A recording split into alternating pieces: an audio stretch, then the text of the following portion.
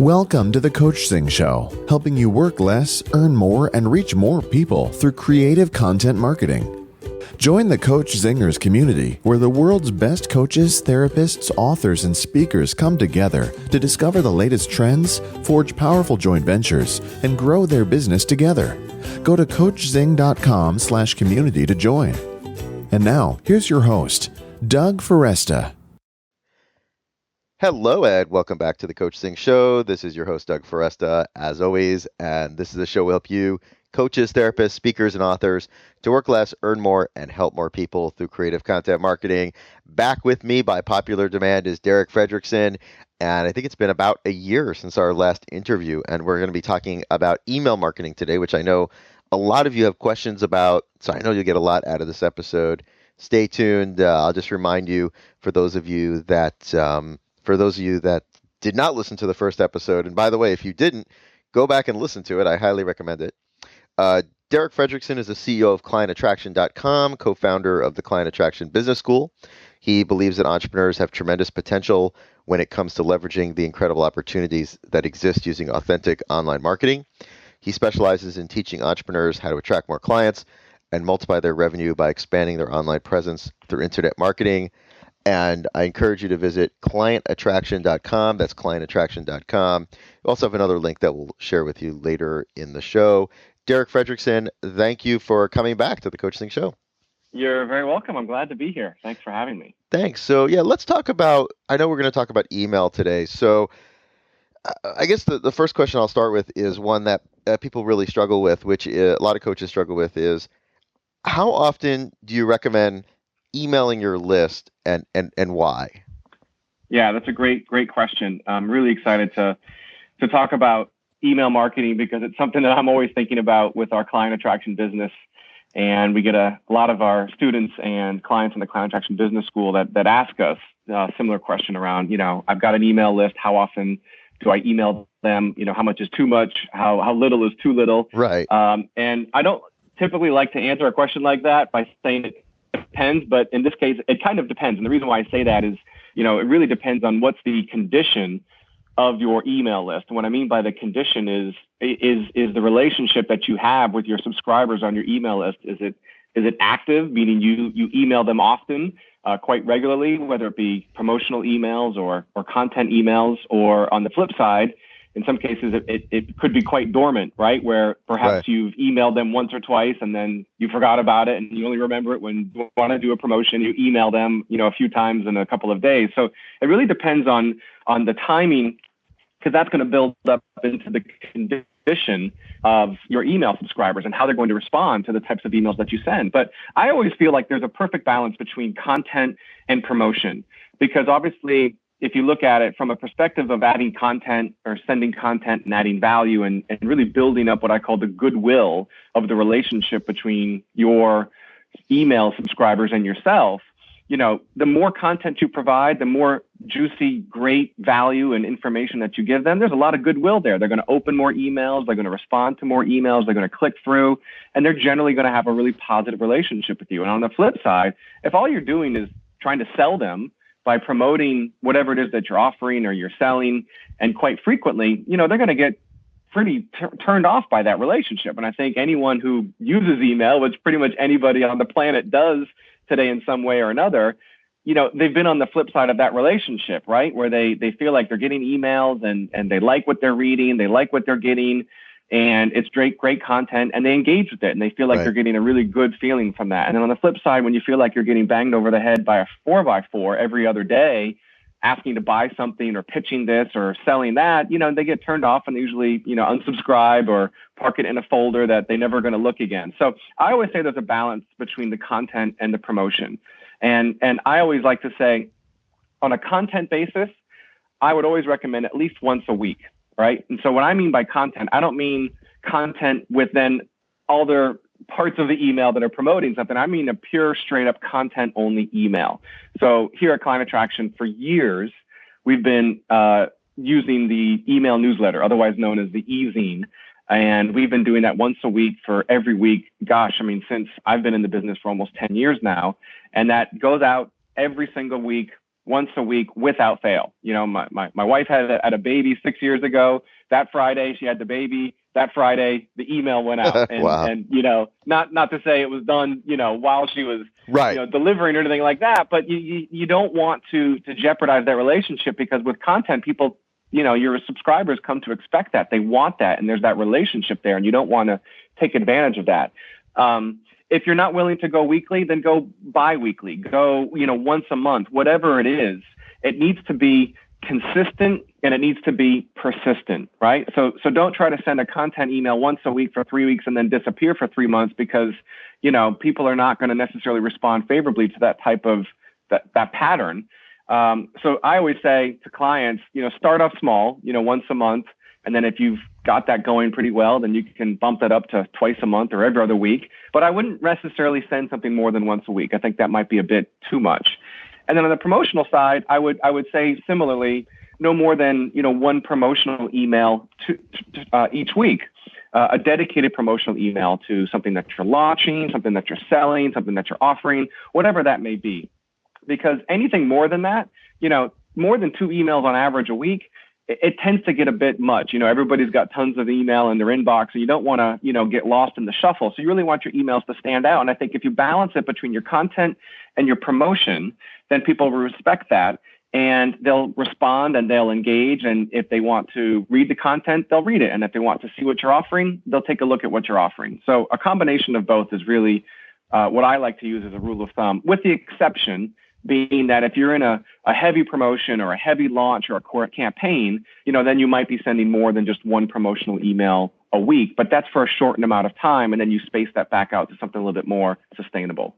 I really appreciate what you're saying. And, you know, definitely lately I've actually been going through my own email, you know, just my own personal emails. And when I get emails, I'm asking myself, has this person provided or added any value to my life? Yeah. And if the answer is no, if it's always promotional campaigns day after day after day, I'm just unsubscribing. And I think a lot of people feel that way. So I think that's a great way to balance that out. I mean, we have to have offers to have a business. Exactly. Right. Yeah. I mean, you know, with the goodwill, you know, you built up the goodwill, and that doesn't necessarily give you the right to completely chip away at that goodwill to then say, I'm only going to promote for the next 2 months. So that's why there's a combination, and there's that balance of the two. And here's the other thing, you know, if it was just a goodwill content only type of email campaign, that's great. But, you know, we got to make money. You got to sell something. And so there's that balance between the two. Sometimes people shy away from promoting through email more often than they think they should, because they think they're actually trying to sell people. Well, let me tell you, folks, I mean, at the end of the day, that's kind of what we're doing, right? We're trying to make money. We're trying to offer a product or a program or a resource. And it just so happens that the resource that you're offering them in your promotional emails is typically a paid resource, right? They have to pull out their wallet or credit card and give you money, where the other resources that you're giving through your content is free. So there's a balance between free and paid in terms of the emails that go out. And again, just having that balance between the two is really, really key.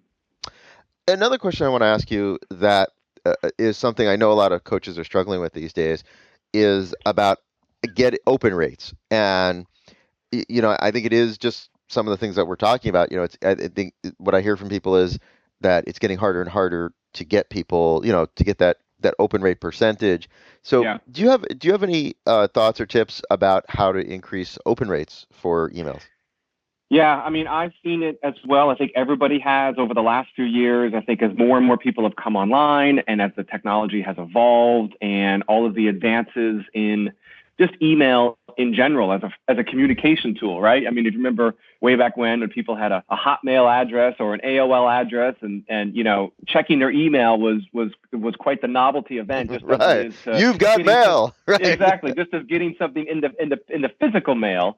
But I think now, if you look at how people are using email on devices, how they're interacting on social media, it's a crowded area, and so we're all starving for that attention from our, you know, ideal client, or from our, you know, fan or subscriber or whatever that may be. And even more recently, looking at some of the changes, like, you know, I use Gmail for my, you know, my email account, for my email, you know, platform. And a couple of years ago, Gmail changed the way, emails were coming into your inbox, where they automatically filtered it based on what Gmail thought was promotion, or what they thought was an email that was related to an acquaintance or a friend. And so all of a sudden, a lot of the people in the online marketing space were screaming, murder, because all of their promotional emails were going into a promotional folder, and they were afraid that nobody was going to read their emails. Well, your emails are promotional emails, but the point is that you want people to engage with your promotional emails just as much as they would your content emails. And so I think one of the things that we've done at Client Attraction is we've been really strategic about, one, what I talked about before in terms of the balance, and really respecting the schedule and the balance between promotion and content. But at the end of the day, the number one thing that's going to get people to read your emails more than anything else is the subject line, because people often forget that, you may have a fantastic offer, or you may have a fantastic free video series, or you may have a fantastic blog post, or whatever it may be online. And you've written a kick-ass email with some fantastic copy and really compelling call to action, and you've really taken it to, the level 10 in terms of just the conversation that you put in the email. All of that doesn't mean anything if the subject line is not going to actually provoke the subscriber to open your email. And so I always say that the number one thing that you should be focusing on before you actually, sit down to write the email is, what am I actually trying to achieve here? What's my objective? And how do I synthesize that in 3 or 4 words or less? Because that's what we need to be thinking about when it comes to these subject lines. Because as you're scrolling through your inbox, we all do it. We've all done it on your phone, on Gmail, Outlook, whatever. And we're all coming in and there's 23 unread messages or 230 unread messages. We're all going to look for the things that are actually going to grab our attention, seem interesting, and provoke our curiosity to then take the next step, which in this case is to actually just click and open the email and then continue along that path. But it really is, if you want to improve your open rates, you should be thinking about, how can I improve how I'm writing my subject lines to get more people to want to open the email. And I don't mean trying to be really, bait and switch and really, going out of business, right? Yeah, exactly. or something that really isn't in line with your brand. I always say, casual, informal, short and sweet, and write the subject line as if you're writing it to your best friend, because those are the ones that people tend to respond to. It goes back to that relationship where they feel like they're not just a number, they're a name. And so when you can think about those types of things, even before you get to your email copy, but just in the subject line, I think that's actually one of the best things to do to improve your open rates. Can you think of an example in Client Attraction in your own business of an email subject line that worked really well? Yeah, I mean, we've got tons. I did an event 2 years ago, and I went back and looked through.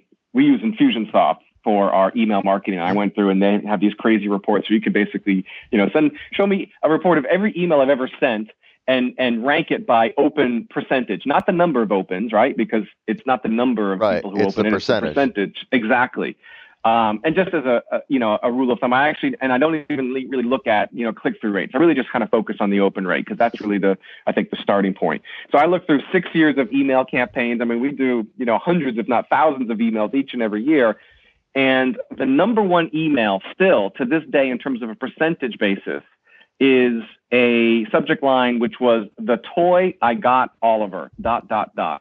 Now, Oliver is our third child. He's now 6, so this was 3 years ago. Mm-hmm. And it was an email that was as part of a campaign for a promotion that we were doing for one of our live events, one of our 3-day workshops that we were doing. And this was part of a pre-event, early registration type of promotion. And, with our brand, we have a very open, transparent, friendly type of casual, authentic relationship with our subscribers. So, writing a subject line that's referring to a member of our family and the toy that we got him, I know for a fact, just based on the percentages alone, that people responded to that. They want to know, what toy did we get our son? Right. And then obviously it got their interest. It spiked their curiosity. It grabbed their attention, because it's not what you would expect from a business coach, which is the toy I got Oliver, or, whatever that may be. So that was actually still to this day on a percentage basis, our number one opened email of all time. And I still refer back to the report from time to time to see where it ranks amongst the others, but that's still pretty much at the top. And we've got some other ones that have been some real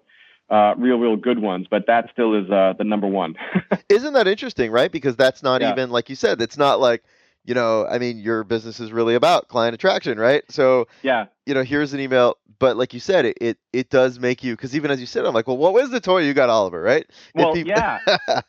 And that's the thing. And then here's what we did. Again, thinking strategically about it. I know we were trying to be silly and goofy and just get people to open the email, but we knew that the body of the email, right? So there's this path in online marketing. It starts from subject line all the way down to the desired action you want your subscriber to take. So in this case, for us, for this email, the desired action was for them to register for our 3-day live event at, maybe $1,000 at the time or whatever the ticket was, or $500 or something like that. And so we knew that to go back from the subject line to the desired action, we needed to connect the dots. So the subject line was the first attention grabbing, curiosity type of entry point into that connection. And then the email, same sort of tone, right? Short and sweet, picture of a video with my wife, Fabienne, my business partner, holding a toy, and then a short little blurb, but not telling anybody what the toy was, not telling them that it was something about an event, not telling them something about a promotion. It really was just a curiosity play, because that's the way we wanted to create that angle for the initial part of the campaign.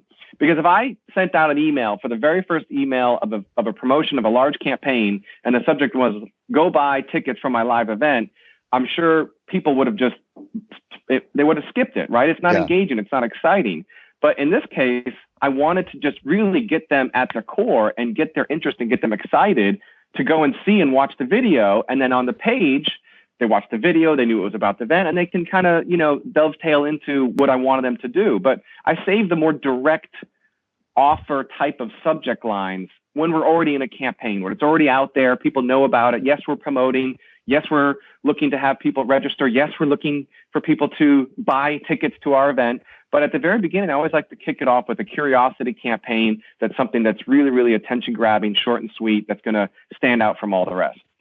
Well, with that, I mean, part of, as you say that, I wanted to go back a step, because clearly most of the people on your list knew who Oliver was. Can you say a little bit about, I know a lot of what you do is about authenticity. In the in the emails themselves, can you say a little bit about, for example, in content emails, or even in the promotional emails, how much do you share about, let's say, your own sort of personal life, and how much do you share as content, as just pure content? Yeah. For us, again, with our brand, like you said, we're very transparent, authentic, and, we really value the relationship that we have with our subscribers. And so, it's not all, I would say, as open and as, transparent as the email campaign that I just described. But in some cases, we have that at one level. And then in other cases, we have very, pretty formatted emails with banners and, different sections of an email. I mean, that's what we did for years with our client attraction email newsletter. It was a very, standard type of newsletter format in an email. But one of the we always would include at the top, in our case, it would be a personal note from Fabienne as the founder of the company. And it would be, again, because that personal relationship that we had with our subscribers, we know that people like to kind of look into our lives, our personal lives, and see, what's going on and what we're doing. I mean, it's part of our brand. We work together. We're husband and wife. We have 3 children, and so we attract a lot of people that are interested in that type of dynamic. And so they like that type of the relationship that we have with them. So we would start with the personal note. And then we would go into the content piece, and then maybe a section about what it is that we were currently, if we were doing events or if we had a testimonial to spotlight. And that's more of a structured approach.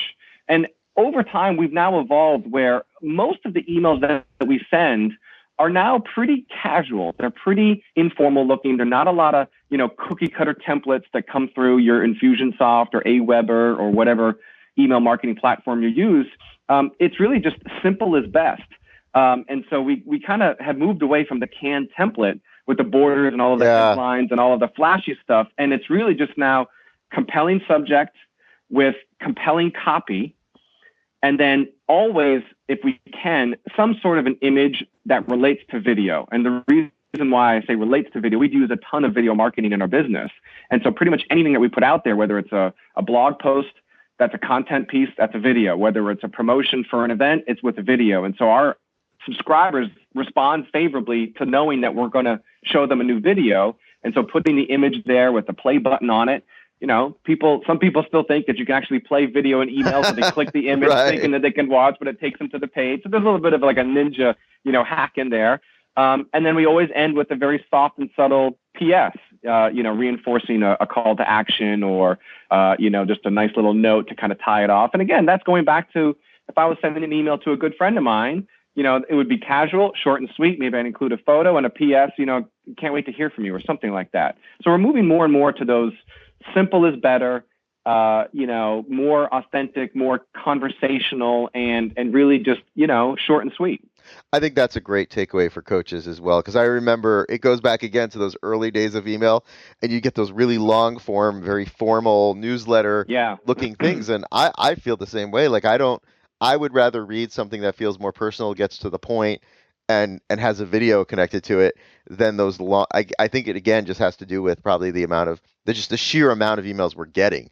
Yeah, and exactly. And it depends also on your relationship with your subscribers. I mean, I've been talking about this to our clients for years, and some people say, "But Derek, I'm in B2B," or Right. "But Derek, I don't have that relationship on a personal level with my subscribers. I don't want to share what I did with my family this weekend or anything else like that." I said, "That's fine. Here's what you can do. You can actually, so if let's say you're in the B2B world, it doesn't have to be a personal note or a personal update. It could be a team update. It could be a company update, right? It could be, we have a client that's in the international relocation space, and they're dealing with, big HR departments at multinational corporations and everything else. She's not going to send a newsletter with a picture of her at the Labor Day weekend barbecue or something like that. Right. It says a note from the team or a company update for this week. And then there's a short little blurb. It's always current, right? So it's not something that's been rewritten or recycled from months or years ago. It's always current to the date at which the newsletter is going out.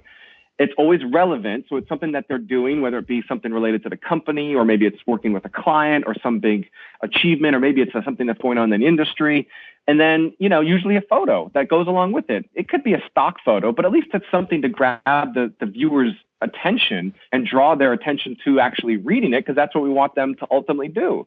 And so even if you're not in B2B, in the B2B space, but you don't want to share anything personally, that's totally fine. You can still do an update from yourself, especially in the coaching business, when a lot of what we do as coaches, we're a big part of our own brand within the business. So there's that personal relationship that you want to represent, and you have to do it in a balanced way that feels good for you. So you're honoring your own boundaries and standards, but it also, draws in that relationship aspect with your subscriber and with your reader.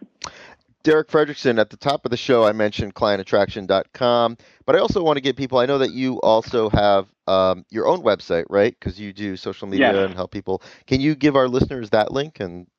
Yeah, so I do. I mean, like I said, I'm the CEO of clientattraction.com, and that's kind of what I refer to as my day job, but I do blog and generate content around a lot of the topics we've been talking about: email list building, email marketing, internet marketing. And so I've got some great videos and blog posts at derekfredrickson.com. That's DerekFredrickson. And as it related to the subject of subject lines, I actually did a blog post recently, which is basically revealing some of our best ever email subject lines and a lot of the best practices and strategies to incorporate into that. So if you just Google Derek Fredrickson email subject lines, you'll get a whole depth of resources and some pretty ninja tricks and hacks that will really help you get those open rates higher than you've got right now. Derek Fredrickson, thank you so much for coming back to the show and sharing your words of wisdom. I greatly appreciate it. You're very welcome. Thanks for having me, Doug, and I look forward to talking to you soon. Absolutely. Thank you. And thanks, everyone, for listening. I want to remind you, if you've not subscribed to the show, go ahead and visit iTunes, click the subscribe button, and you will get new episodes helping you to work less, earn more, and help more people through creative content marketing. Till next time, this is Doug Foresta at the Coachzing Show. Thank you for listening to the Coachzing Show. Subscribe to us via iTunes, and please leave us a review. It helps us grow our awesome tribe. This show is brought to you by Coachzing.com's Speak to Publish book system. If your book is stuck in your head, we can help you get it out in just a dozen hours of your time. Go to Coachzing.com for more information. Have you joined the Coach Zingers community yet? You'll get exclusive access to private mastermind calls where you can get instant marketing help from industry experts. Plus, we'll help you forge deals and partnerships with other like-minded professionals. Go to coachzing.com/community to join now.